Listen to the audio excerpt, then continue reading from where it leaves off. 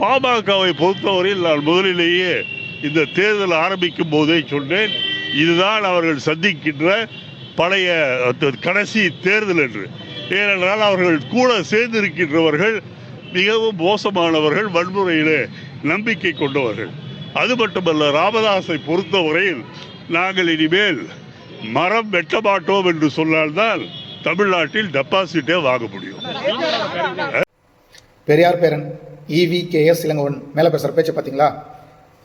பாமக தலைமையில் நடைபெற்ற சமூக நீதி போராட்டம், வன்னியர் சங்கம் ஆரம்பிக்கப்பட்டு மிக பிற்படுத்தப்பட்ட மக்களுக்காக, வன்னியர் சமுதாய மக்களுக்காக ஒரு மாபெரும் எழுச்சி போராட்டத்தை, உலகமே வியந்து பார்த்த ஒரு எழுச்சி போராட்டத்தை எப்படி கொச்சப்படுத்துகிறார் பார்த்தீங்க. இவர்தான் பெரியார் பேரன்.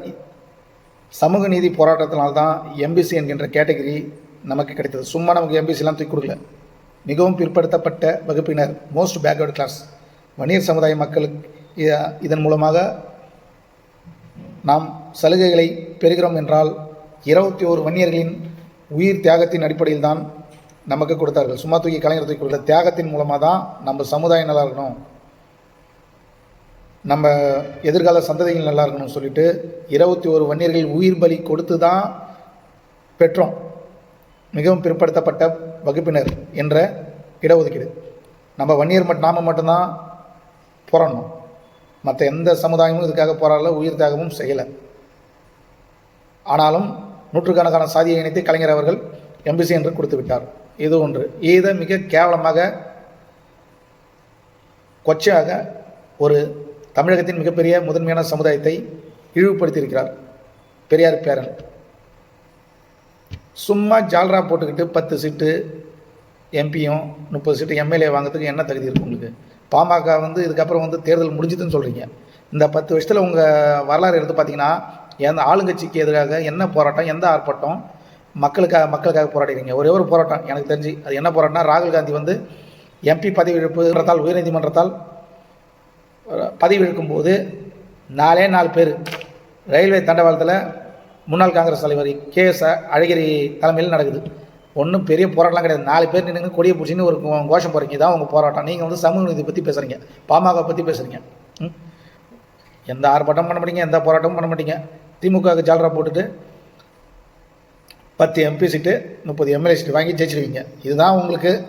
தனியாக நின்று இல்லை, நான் கேட்குறேன், ஒரு தனியாக நின்று ஒரு MLA ஆக முடியுமா உங்களால்? ஒரு MP ஆக முடியுமா? திமுக கிட்ட இருந்துன்னு ஒரு ஜாக்பாட் மாதிரி உங்களுக்கு காலத்தை ஓட்டின்னு இருக்கீங்க. மற்றபடி என்ன போராட்டம் பண்ணிடுறீங்க, என்ன ஆர்ப்பாட்டம் பண்ணிக்கிறீங்க தமிழக மக்களுக்காக? ராகுல் காந்தி பதவி இழந்து விட்டாரா, அவருக்கு 4 பேர் வச்சு ரயில்வே தண்டவாளத்தில் கொடியை பிடிச்சின்னு கோஷம் போடுவீங்க. இதுதான் பண்ணுவீங்க. பெரியாரோட பேரன் நீங்கள் சொல்கிறீங்க. பெரியாரோட கொள்கையில் மிக முக்கியமான கொள்கை என்னது? வகுப்புவாத விகிதாச்சார அடிப்படையில் இடஒதுக்கீடு தரணும். ஊரில் எத்தனை பேர் எத்தனை அவனுக்கு ஏற்ற மாதிரி அவனுக்கு இடஒதுக்கீடு கொடுத்துடணும். இதுதான் பெரியார் சொன்ன கொள்கையில் ஒன்று. நீங்கள் பெரியார் பேரன் தானே, திராவிட முதலமைச்சர்கிட்ட சொல்லி சாதிவாரி கணக்கெடுப்பு சீக்கிரமாக நடத்துங்க. எங்கள் தாத்தாவோட கொள்கையில் முக்கியமான கொள்கை. நீங்கள் சாதிவாரி கணக்கெடுப்பு எடுத்து தலை இத்தனை பேர் இருந்தீங்கன்னா எத்தனை பேர் இருக்கிறாங்களோ அத்தனை பேருக்கான இடஒதுக்கீடை நீங்கள் அறிவிக்கணும் சொல்கிற ஒரு திராணி உங்களுக்கு இருக்குதா?